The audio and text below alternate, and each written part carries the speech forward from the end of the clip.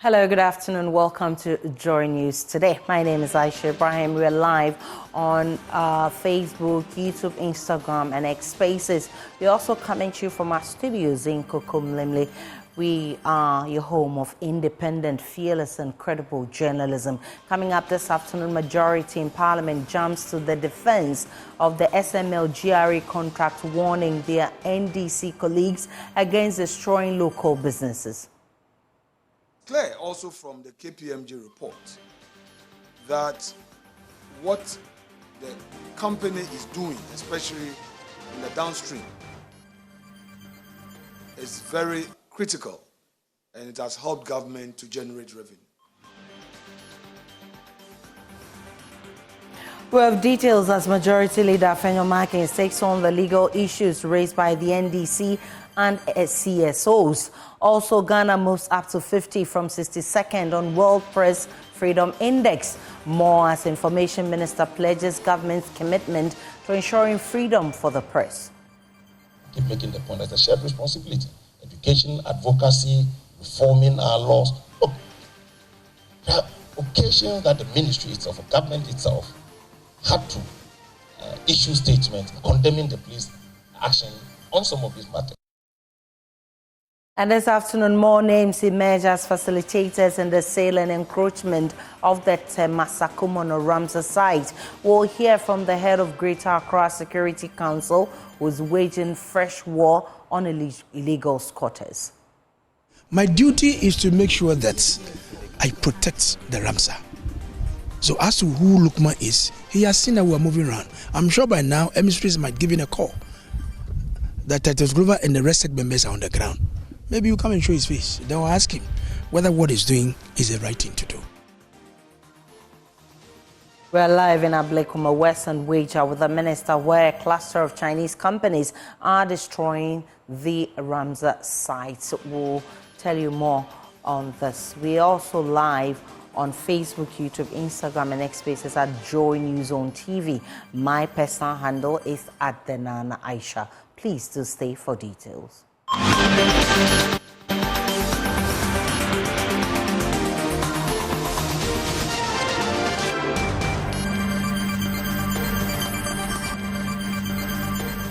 Ghana has moved up to 50 from 62nd on the World Press Freedom Index. According to the latest World Press Freedom Index 2024 published by Reporters Without Borders, Ghana has experienced notable advancements in media freedom over the past year.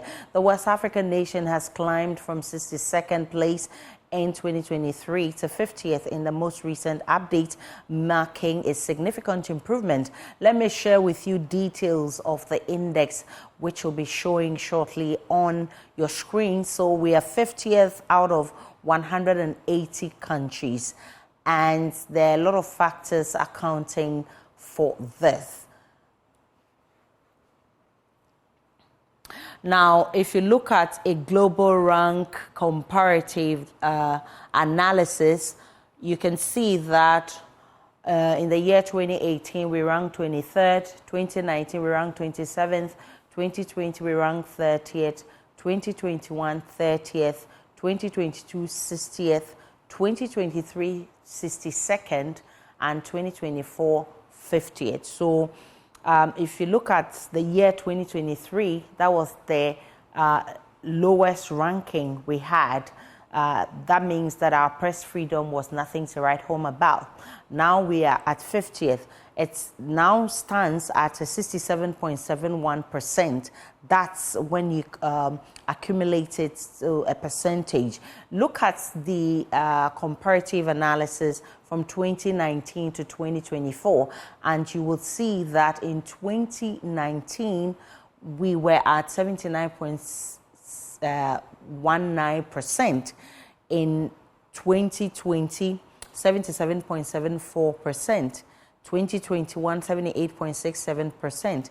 Then 2022, 67.43%. 2023, 65.93%. And in 2024, 67.71%. So you can see that in 2019, we were at the top. Our freedom was up there.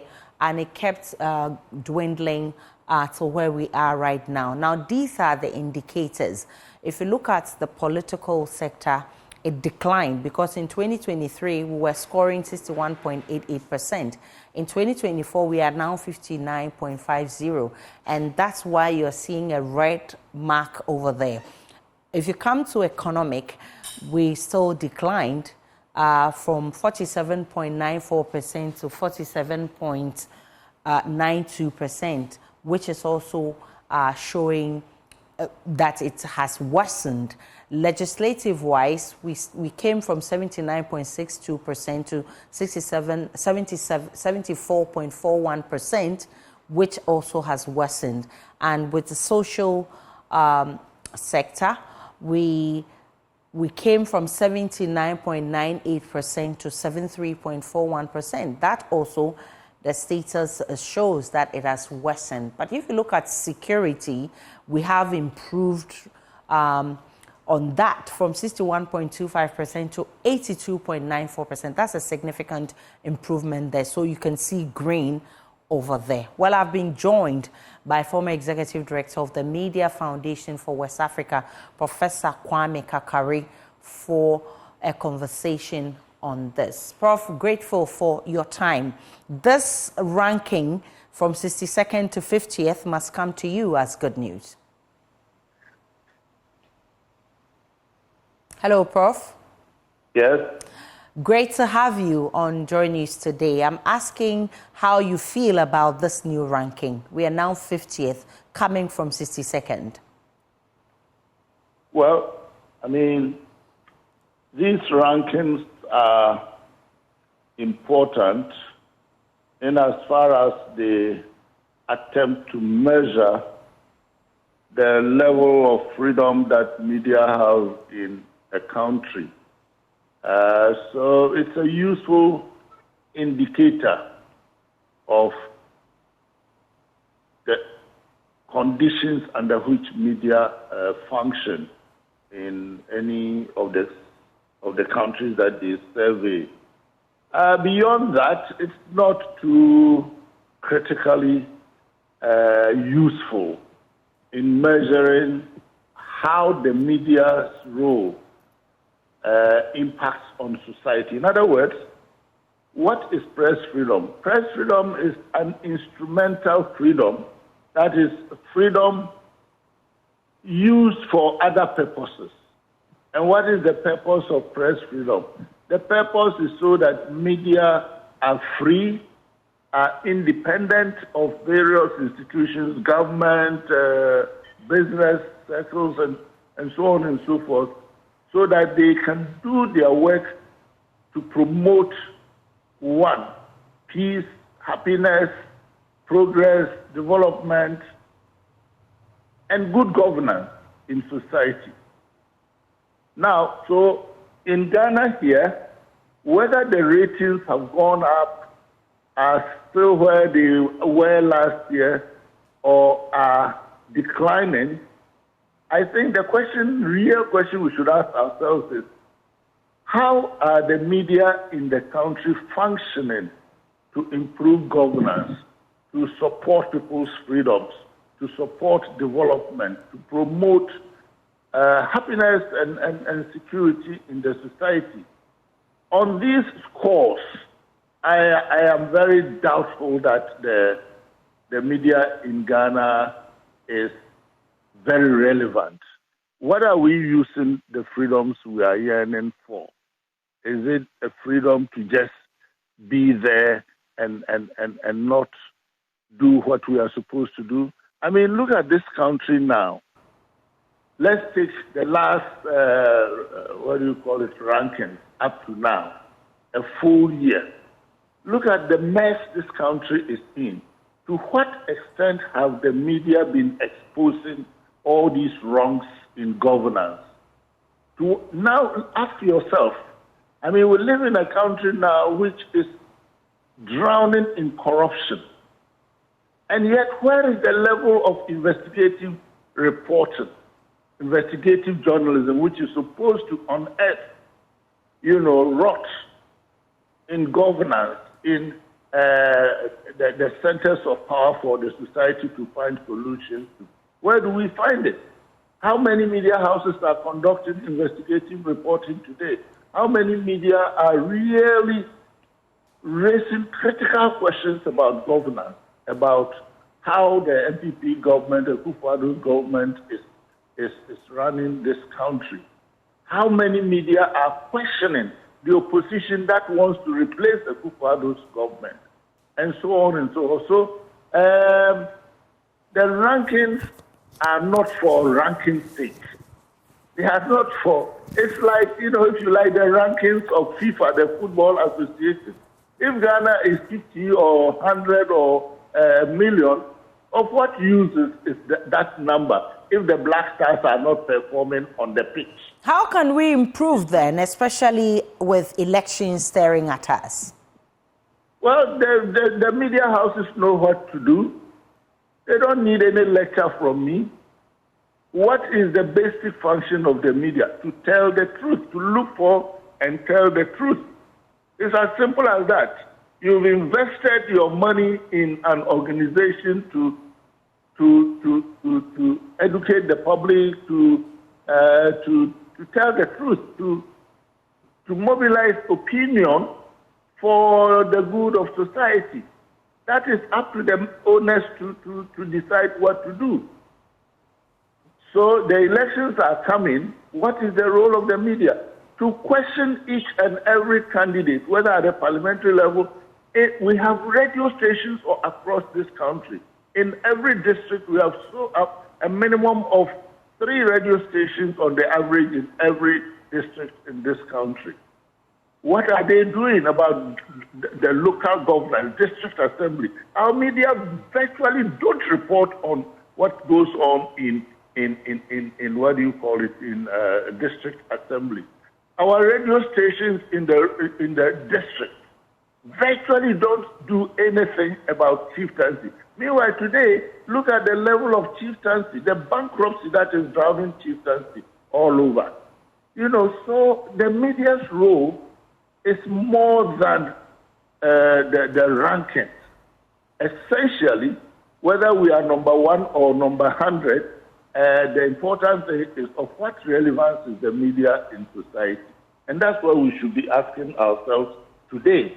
A couple of weeks ago, Sam Jonah launched with a keynote address the 75th anniversary of the Ghana Journalists Association. And he made some very cogent and very critical comments. And one thing that he raised, which all media should be concerned with, apart from so many other things, is that when Akufo-Addo's government started the campaign against Galamsey, a consortium of media organizations joined the campaign. But where is the campaign today? It didn't last 2 days. The media have stopped doing anything about Galamsey. And meanwhile, Galamsey... At least JoyNews has sustained its momentum on that. Again?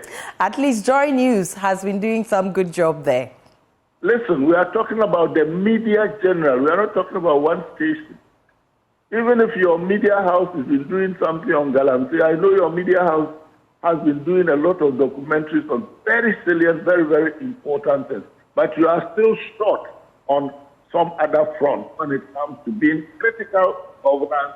And so I know that government has backed Joy as the media house that at one point or another, both party governments want to shun or vanish from their activities. But that's enough. I think you all do a lot. We are talking about the media environment in the country. It's not professional enough and not up to the kind of democracy that they will want. The media's role promoting this democracy is quite good. It's very, very good. It was ranked that the media in Ghana would be worse than the rank on freedom indicators that we are talking about. All right, some lessons there for us to learn. I'm grateful for your time, Professor Kwame Kakari. He's former executive director of the Media Foundation for West Africa. Let's get on to other stories. Deputy Minister, of course, we're staying on the press freedom. Deputy Information Minister Sylvester Tete has pledged to support the repeal of provision in the Criminal and Offences Act 1960 Act 29, which identifies a journalist who have committed a misdemeanor if found to have published or reproduced an information which is likely to cause fear and panic or to disturb the public peace, knowing or having reason to believe that the information is false. Sylvester Tete adds the NPP government has condemned attacks on journalists on numerous occasions and cannot be solely blamed for Ghana's recent poor performance on the press freedom rankings. As Ghana joins the rest of the world to mark World Press Freedom Day, questions about media freedom in the country continue to be asked. The country has dropped more than 30 places since 2018, from 23rd in that year to 62nd in 2023. One of the laws that can cause the arrest of a journalist is the Criminal and Offences Act 1960 Act 29, which says a person who publishes or reproduces false information commits a misdemeanor. But the Deputy Information Minister designate, Sylvester Tete, who defended the attacks on journalists that have taken place since President Akufo-Addo took office, said he will support a bill to repeal the Criminal and Offences Act if presented before Parliament. If you look at all the infractions that has happened over the last 5 years, I doubt if all the infractions are infractions directly coming from political actors. There are non-political actors as well that has contributed to these infractions we are talking about. That's why I keep making the point that it's a shared responsibility. Education, advocacy, reforming our laws. Look, there are occasions that the ministry itself, or government itself, had to issue statements condemning the police action on some of these matters. I have shared that position personally, going forward. Today I'm in government, tomorrow I may not be in government. That is how life is. Tomorrow I'll end up perhaps practicing as a journalist. So if I help to ensure that the space, the ecosystem is free and fair, it benefits everybody and entrenches democracy. So nobody is taking that it is stuck, that you can't do anything about it. So so you're in favor of repealing it? We should. As a matter of fact, we should. Executive Director of Media Foundation for West Africa, Suleiman Ibrahima, bemoaned the rate at which politicians are starting to own media companies, which are used for political propaganda, and called for a law to be implemented that will ensure that media owners have the capacity to pay their workers before they are given license to operate. A lot of them are set up by politicians, an MP, and you can name them, you know them. And so it's all about, if my party is in power, I use my position to go for a frequency, set up a radio station in my village to do the propaganda for me as the MP for the area. So I think the first thing is to have regulations that would set up certain parameters on who is qualified to have a radio station in terms of your management capacity, your resource capacity, the capacity to recruit at least a minimum number of professional journalists to be able to operate. Professor Audrey Gajekbo is the Dean of the School of Information and Communication Studies at the University of Ghana. We know that there's a lot of talk, a lot of concern about disinformation. We're about to go into elections, and I worry, and I know that our lives are going to be miserable, because now we even have AI, and AI is allowing all kinds of things to happen. So there is a lot to be concerned about, and we ought to insist. Deputy Executive Secretary of the National Media Commission, Alexander Ni Kate Bannerman, said the commission is trying its best to protect the safety of journalists. If you talk about safety of journalists, I was at Class FM today, and I asked them, why didn't they report? We have seen it, and we've been there. Actually, it's with the police investigating. So I encourage them that last year we held a program with Ministry of Information on the status of some of these infractions. So I encourage them that they should get us the chronology of events so that we can do a follow-up with the police The theme for this year's World Press Freedom Day is A Press for the Planet, journalism in the face of the environmental crisis. The majority in Parliament is this afternoon jumping to the defense of the GRA-SML deal, insisting no wrong has been occasioned. The NDC and some civil society organizations have been demanding the termination of the contracts following the issuance of government's white paper after a KPMG audit. Addressing journalists in Parliament, Majority Leader Alexander Fenyomakin warned his NDC colleagues and CSOs against posturing that could destroy indigenous Ghanaian businesses. But it is clear also from the KPMG report that what the company is doing, especially in the downstream, is very critical, and it has helped government to generate revenue. Proud to their engagement, the manual system, which was leading to bringing about a lot of leakages, made it difficult for government to determine in real time such revenues. And it is clear also from the report of KPMG, which Mr. President gave highlight on to GRA, that indeed this company does not only have the experience, what they are doing is a novelty. Now, we are aware that our friends in the NDC are calling for certain prosecutions. I think that they have not really paid attention to the whole issue, and they just want to do politics as usual. Their call is unfounded for a simple reason, that there isn't any established proof of any officer of state causing financial loss to the state. What I want to urge our colleagues in the opposition is that they should not kill Ghanaian businesses. Oftentimes, under the guise of due diligence, under the guise of ensuring that there's transparency, we often get out of control and destroy Ghanaian businesses. Whereas foreign firms who operate in certain sectors get the kind of protection that makes them develop their business, oftentimes Ghanaian businesses suffer. The majority insists the legal issues raised by the NDC and CSOs against the deal, in particular the demand that the deal should have come to Parliament for approval, are all without basis. We also note that the contract initially suffered some setbacks at PPA, where on 3 occasions PPA, through its enhanced due diligence, had challenges with it and declined approval.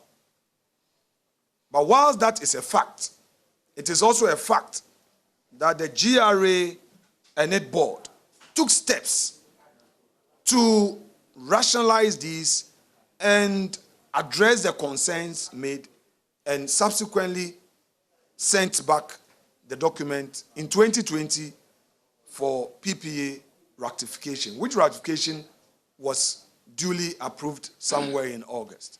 So clearly, whereas GRA was compelled to proceed on the principle of necessity to raise revenue for government, to address the leakages, it was also mindful of the need to comply with law, and therefore took steps to act accordingly. This is also a fact on record. We've become aware again that some civil society organizations and, of course, our friends in the opposition are raising issue of constitutional breach and statutory breaches. It is important to remind them that the Section 33 of the PFM Act, upon which they mount their argument is really not applicable in this case. Reason being that although this is a multi-year agreement, if you carefully read the PFM Act, it makes reference to Article 181 of the Constitution. The majority has since written to the Speaker requesting an urgent recall of the House to consider urgent government business. Our intended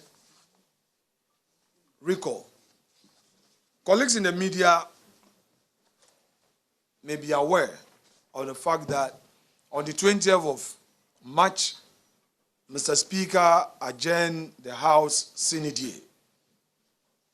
At the time the House was adjourned sine die, there were 3 items of urgent importance to government that had been advertised to be taken.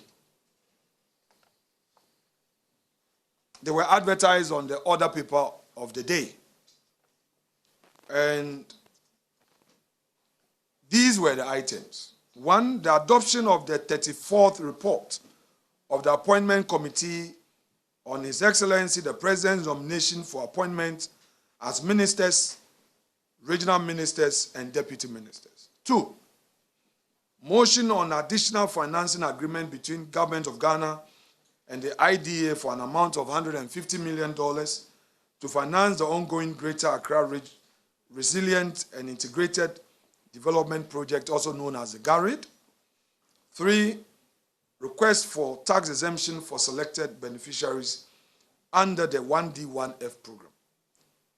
On the first item, you all know that Mr. President did some reshuffle and came out with some nominations.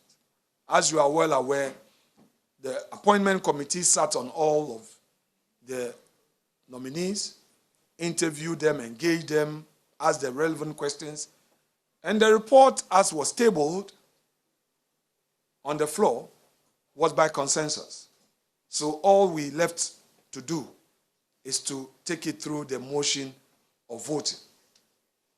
On the issue of the GRA, that is the IDA 150 million, the committee had done its work. In fact, we had taken the motion, and the Works and Housing Subcommittee, Committee of Parliament, had expressed certain views.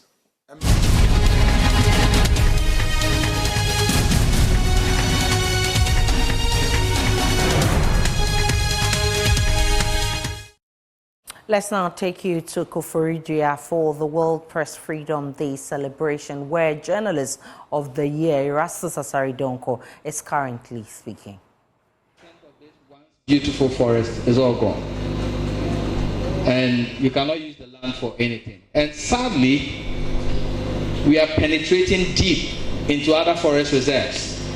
It's a biodiversity area, the Tano Anua Forest Reserve in the Awin municipality. And recently, an illegal miner went in there. I'm saying illegal miner because when we approached him, he did not have the permit to mine in there. But they have excavators in there. They've already destroyed a large portion of it. Next slide, please. This is Wasada Dieso, just by the roadside. This is not in the forest. Next slide, please. Pollution of water bodies. And because of time, I'll go through it very fast. Turbidity refers to the amount of suspended particles you have in the water, which you see as very dirty. And the World Health Organization pegs the turbidity for drinking water at 5 NTU. Next slide, please. So currently, the BRIM per Water Resources Commission data 2023, the BRIM is registering 4,340 at Akimoda, 1,296 at Tosino. The Ofin, this is 2023, 684, subtract 5, and you see the level of pollution. 1,440 at Adiemra. The Bia River is 1,059 at Dadieso. The Butre River is 482 at Ewusiejo. And the Tano River, 519. And I guess if the 2024 data comes, we will see how polluted it is further. Next slide. The PRA is 3,940 at Chifo Praso, and the Dabuase, where the Ghana Water Company lists for treatment, is 3,540. Just subtract 5, and you get to know how polluted it is. The Ankobra is 8,500 at the Pristia source point. Next slide. This is a Usiejo, and this is the Butre River. Next slide. This is what they use. They buy aluminum sulfates these days, and they use it to clear the water, and they use the cleared water to bath. And they were telling me that, next slide. We'll bring you more of this World Press Freedom Day celebration in our subsequent bulletins. Now, this afternoon, more names are emerging as key individuals selling lands in the Tema Sakumono Ramsar site. The site acts as a water basin holding thousands of gallons of water. Despite warnings from the former regional minister Henry Korte for all construction works in the core zone to cease, it appears hundreds of new structures have sprung up directly in the waterway with the help of faceless individuals. The regional minister designate is beginning to unmask some of these people. We'll hear from him shortly. First, here is a wrap of yesterday's exercise at Tema. In 2022, Henry Korte, the former head of the Greater Accra Regional Security Council, vowed to restore the integrity of the heavily encroached Tema Sakumono Ramsar site. But certainly I can say that some houses will go down to make way for a new core. Those who will go to the air and start talking and they get the lawyers to write big English, please avert your mind to the fact that this is still a government-acquired land. Please. So lawyers, when you're writing, just know that you are encouraging illegality. 2 years later, the encroachment continues unabated, much to the surprise of the new head of the Security Council, Daniel Nikwate Titus Glover, who was astonished by the rapid proliferation of new buildings in defiance of authority. You can see right here. This is just not right. This is just not right. Look at that. Look at that. So this one will overflow and it goes there and create problems for innocent people. So this is what we are seeing. Originally spanning over 3,500 acres, the Sakumono Ramsar site is one of 5 in Ghana. For migrating birds, it serves as a perfect rest stop and breeding grounds. Lying between the ocean and the fresh water, it is a conducive environment for sea animals to spawn, particularly for turtles.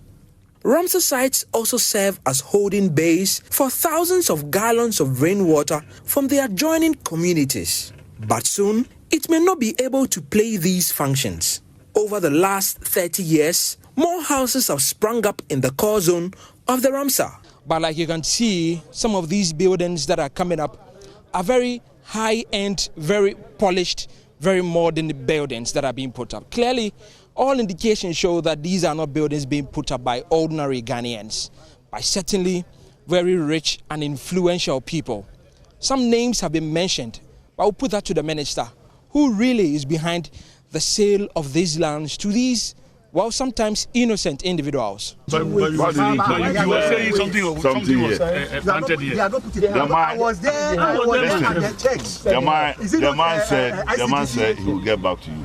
Has he come back to you? So, no, what answer my question. Has he personally, he hasn't met us. So have to wait. But they told us that they put it here. So put what in there? Honorable, names have been mentioned, right, throughout the conversation. You've heard names. Like who? He mentioned politically exposed people. There was one gentleman, the first gentleman, who categorically said all the houses in the area were sold by a gentleman called Lukman. Who is Lukman? Do I know Lukman? Asking me, it is a very difficult question. How will I know who Lukman is? How will I know Mr. A or Mr. B? My duty is to make sure that I protect the Ramsar. So as to who Lukman is, he has seen that we are moving around. I'm sure by now, emissaries might give in a call.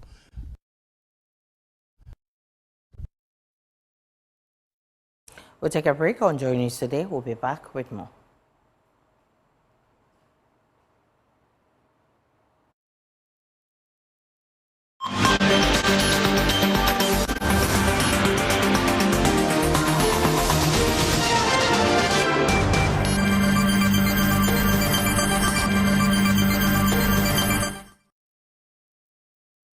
Hello, welcome to the business segment on JoyNews Today with me, Pius Kojo-Baka. Ghana's premier retail chain, Melcom Goes Solar, with the launch of a cumulative 1.2 kilowatts power grip tie rooftop solar PV system to its Spintex Mall branch here in Accra. There is more in this report.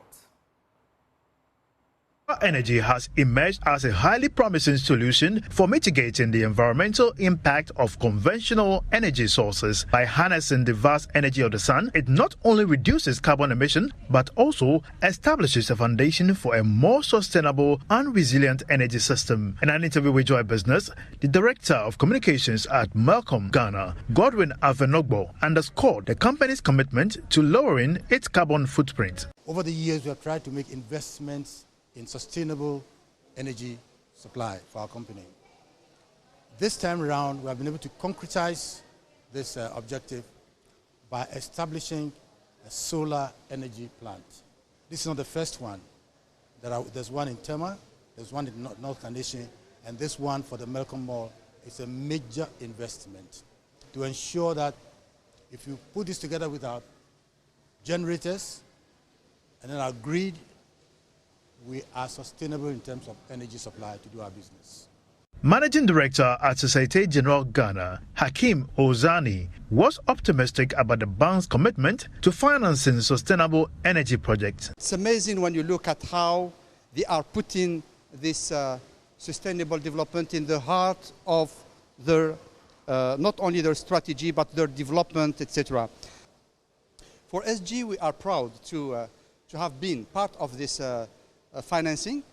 We have put more than 13 million Ghana cedi to finance this 1.2 megawatt solar panel structure that now allows Melcom to save around 35% of their energy costs with this setup. The solar system was installed by SNS for Melcom with financing support from Societe Generale Bank PLC, marking a significant milestone in the push for renewable energy solutions in Ghana's retail sector.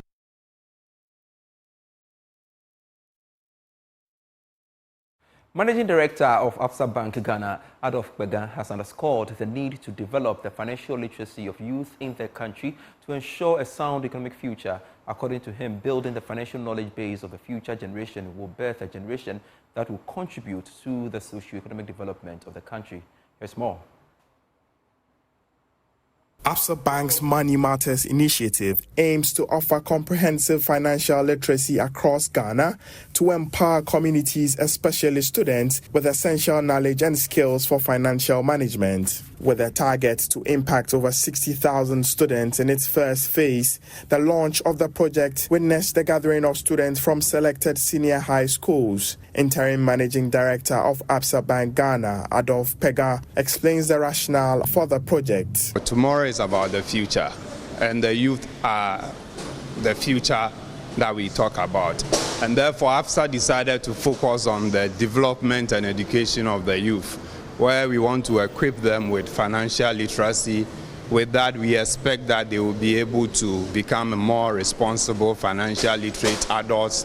They will play better roles in the economic society, which also means that as our clients, they will be able to understand the products and services we avail to them better, and together the society will be better off. Nana Esilfua Tamaklo, Director of Marketing and Corporate Affairs, shares the expected outcome of the project. Our financial literacy program, as you have seen the launch of the Money Matters today, is one of our flagship programs.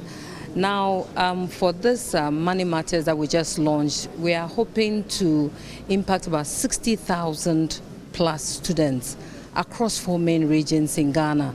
And for that, we're reaching about 300 schools.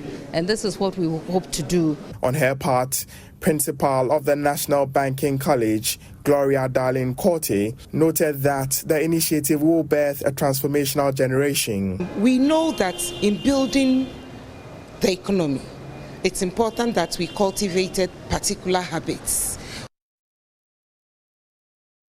I shall be back with more business news at 1 p.m. on The Marketplace. Sports is next.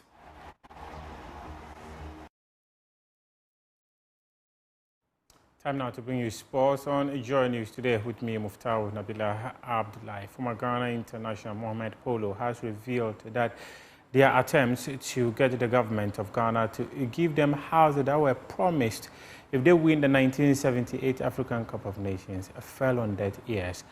According to him, the government under a champion had promised to give each player a house if they win the 1978 African Cup of Nations. But since then, the attempts to get those houses has not been successful.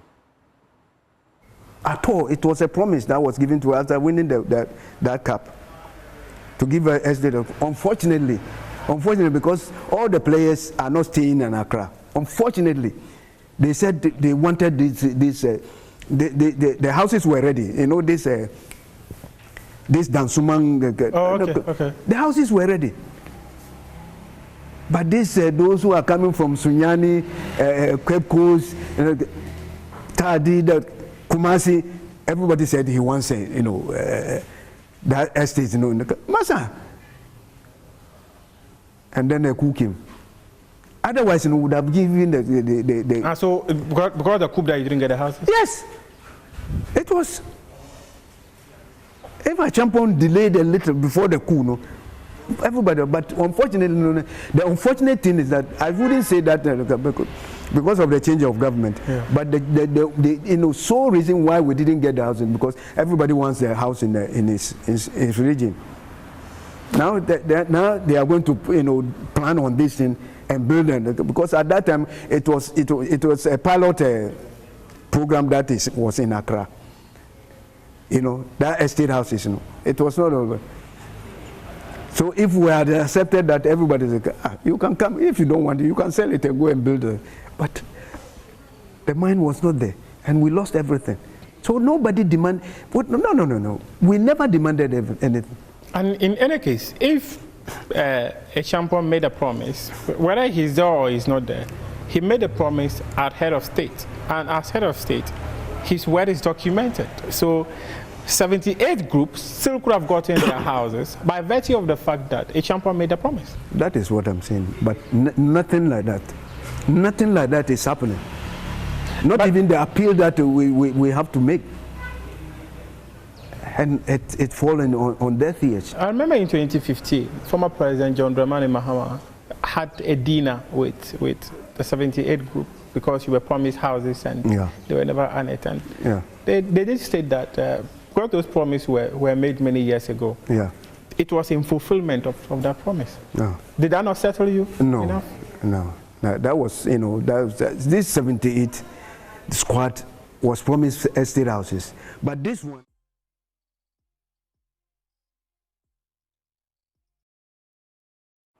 and it's time now for showbiz. Permit me to wear Jackie's shoes this afternoon, delving into an untold stories of Ghana's past. A new theatre production is exploring the complex history of transatlantic slave trade and its impact on the country's cultural identity.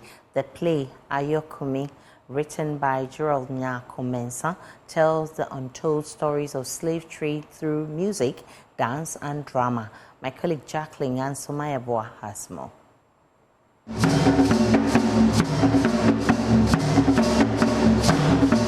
Theatre enthusiasts are in for a treat as a new play, Ayokumi, is set to premiere on May 11, 2024.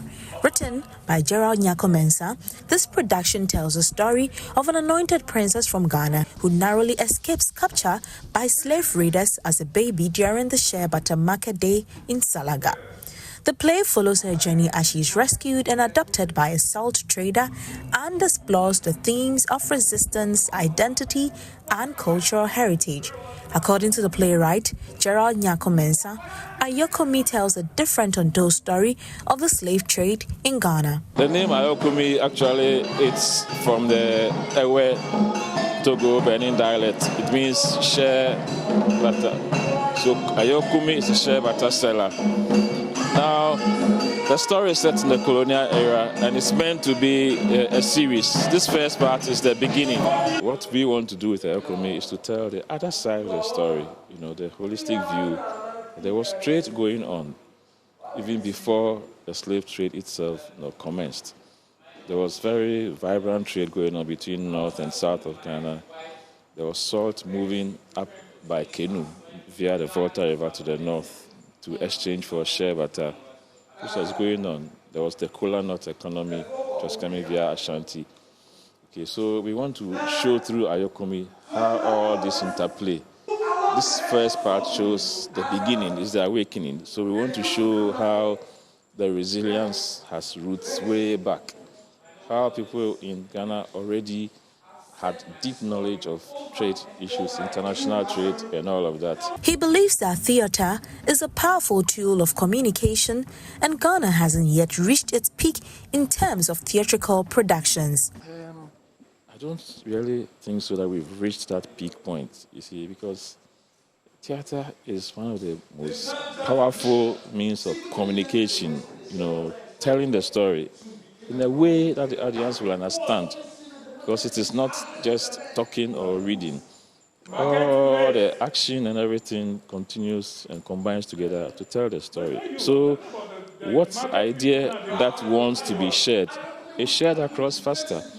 So we as a group, that is the Gene Fusion group, decided to take the line of going and using fusion as the key word to drive our vision and aspiration. What sets Ayokomi apart from other productions? Director Kobna Hager explains. I think I love the fusion of contemporary with the tradition.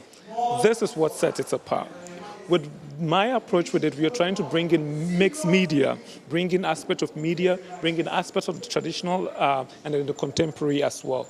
So you would see that when you even come to see this, so you would realize that there are a lot of cultural anomalies, which sort of works because we are talking about a period where tradition, religion, and all those things are fluid.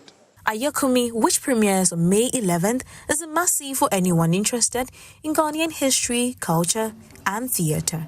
For Joy News, I am Jacqueline Ansuma Yeboah.